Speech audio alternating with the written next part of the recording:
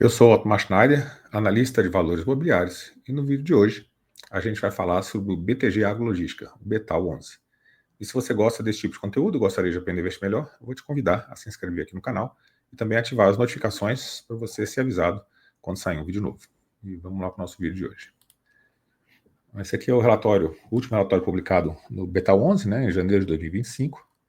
A gente vai passar aqui rapidamente pela tese do fundo, pelo retorno histórico, e o que aconteceu com ele desde da sua fundação até hoje.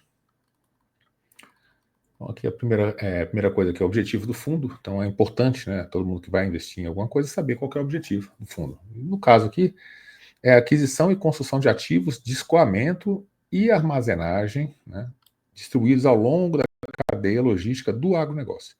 Então, é uma tese bem específica. O agronegócio brasileiro realmente ele tem muito campo para crescer e tal. Os fundos agro, eles têm tudo para ser, os novos fundos imobiliários crescer bastante ao longo do tempo, só que ainda são um produto um pouco novo, e algumas coisas podem mexer bastante com a precificação dele, igual a gente vai ver. Então, que o fundo atua nas regiões da cadeia onde o déficit de infraestrutura e armazenagem é mais intenso, e realmente a gente tem uma defasagem muito grande de infraestrutura no Brasil, tudo, inclusive nessa parte de armazenagem de grãos, e outras, de portos, de ferrovias, um monte de tipo de defasagem que a gente tem nesses setores aí. Então, as próximas principais rotas escoamentos rodoviárias, ferroviárias e hidroviárias. Então, a gente vai ver que ele tem intermodais, que tem vários tipos de ativos que são bem específicos e que atendem ao setor agro. Então, quais são as principais características do fundo? O fundo teve aqui início em 2021, então tem 4 anos, A gente está gravando aqui o vídeo em 2025. Taxa de administração é de 1,10%, por cento ao ano, é uma taxa ok, para um fundo de logística, não tem taxa de performance, então é um fundo que dá mais trabalho aí de acompanhar, a questão dos contratos, e a taxa é super ok, sem taxa de performance. Os destaques financeiros aqui do fundo, tem 40 mil investidores, então para um fundo com 4 anos está com um número de investidores aí bastante grande, bastante elevado. Tem 11 ativos.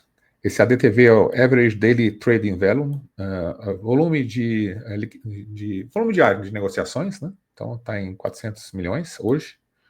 A gente vai ver que diminuiu, a liquidez dele com a queda do preço da cota de negociação aí no mercado secundário. E os contratos deles são 100% atípicos. Todos são contratos atípicos com duração média ali em torno de 7 anos e pouco. Então, em janeiro, o BETAL apurou uma receita bruta. Essa aqui é uma das partes importantes que você tem que observar, no fundo imobiliário, ou no fundo de qualquer setor, do agro ou infra. Qual que é a receita bruta? Então, aqui no caso aqui foi 5,7 milhões, 0,98 por cota. Qual que é o resultado líquido, após despesas? 0,88 por cota. Então, ele está distribuindo realmente o resultado, o que está sobrando aqui de resultado.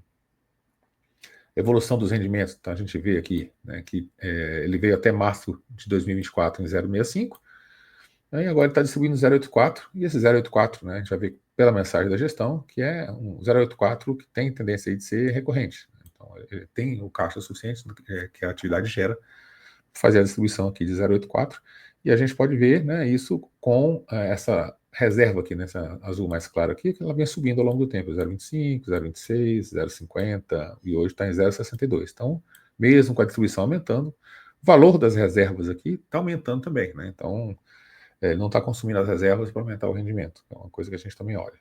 Então, em janeiro, o fundo manteve sua carteira 100% adimplente. Todo mundo pagando, os contratos são atípicos, Então, por enquanto, tudo certo aqui com o fundo. A gestão mantém confiança na consistência do patamar atual de dividendos, Então, esse aqui é o guidance que a gente chama. Vai se manter mais ou menos os dividendos aí para os próximos meses, Projetando estabilidade aqui para os próximos períodos.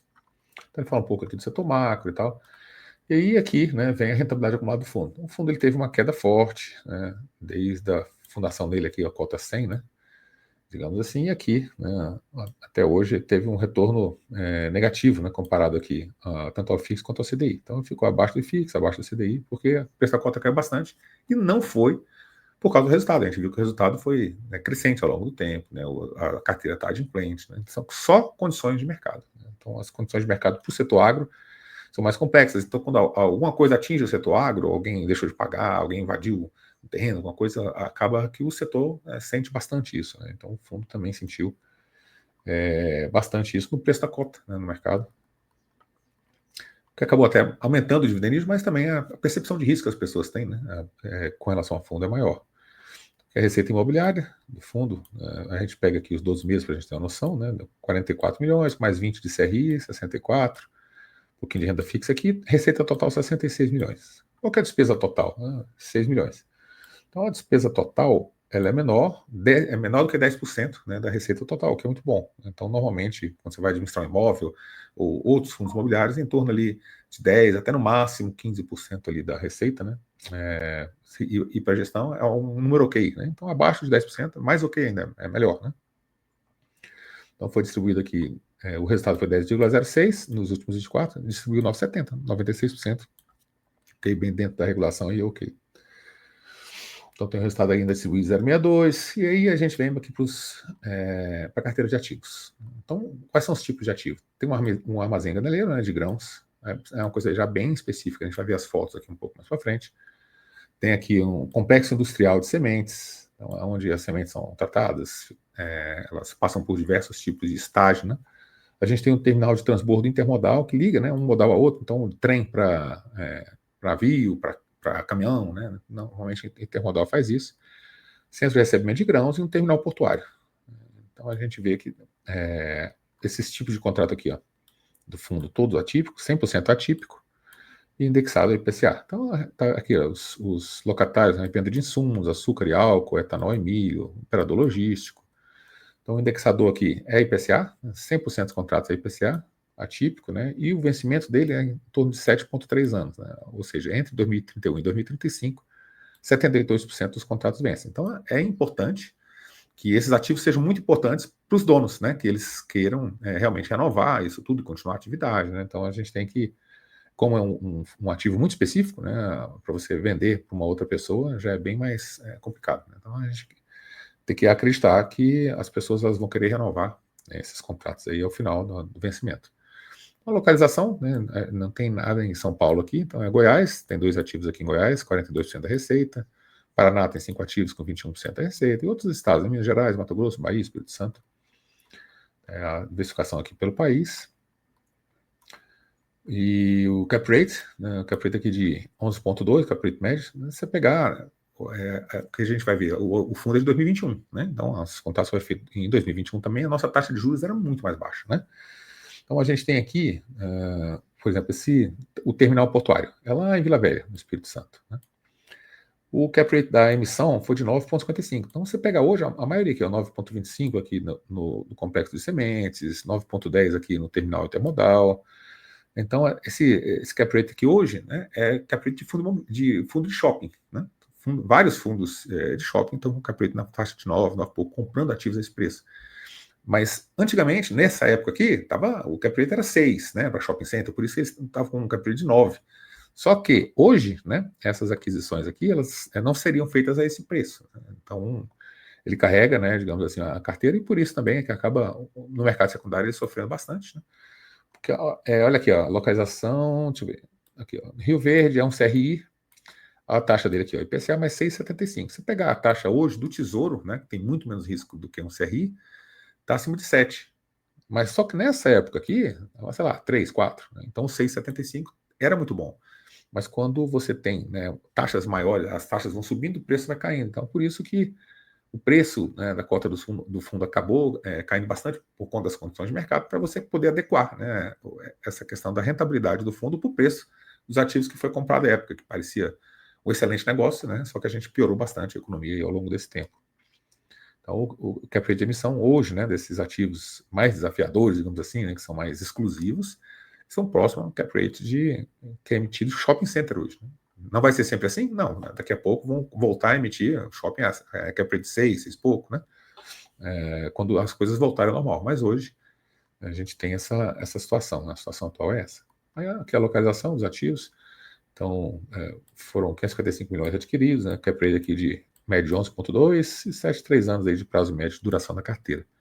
Então, a gente olha aqui, ó, Maripá, no Paraná, cap rate de emissão 9,25, Tumbiara, em Goiás, o cap rate de emissão aqui 9,10, né?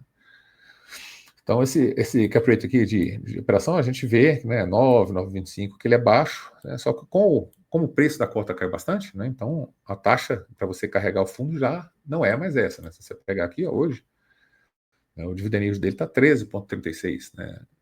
a gente está com desconto aqui de 35% frente ao valor patrimonial. Então, ele apoiou bastante o mercado por conta, né, da piora, né, da economia de uma forma geral, e que levou, né, a essa diferença de taxa e teve que sofrer no mercado secundário para poder a taxa ficar condizente com o risco que ele carrega, né? Então, a verdade é essa. Cotação histórica e volume mensal. Então, lá em 2024, aqui, a gente tinha aqui um ADTV, né, que é o volume médio diário de transação de 700 mil, 0,7 milhão, em agosto de 24. Hoje, né, a gente está por volta de 400 mil, 0,4 milhão aqui em janeiro de 25. Então, o preço da cota foi caindo, a quantidade de negociação também. Então, hoje, a liquidez do fundo está mais baixa do que ela foi aí em agosto de 24, né, sei lá, uns 6 meses antes. Foi diminuindo a liquidez com o tempo. E aqui o retorno total, rentabilidade total, e a gente viu por que a cota acabou caindo bastante. Nada de resultado operacional, o resultado operacional dele está normal, tudo ok, tudo certinho.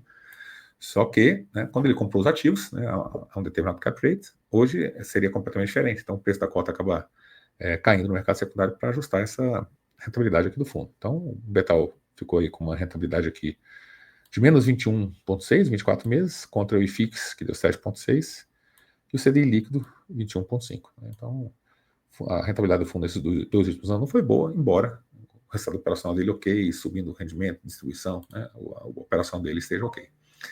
Então é isso que a gente tinha para o vídeo de hoje. Eu espero que você tenha gostado do vídeo. Gostou do vídeo? Deixa seu like, se inscreve no canal e deixa um comentário aqui embaixo. Você investe no fundo, gosta da tese ou não, né? Me conta aí que eu gostaria de saber.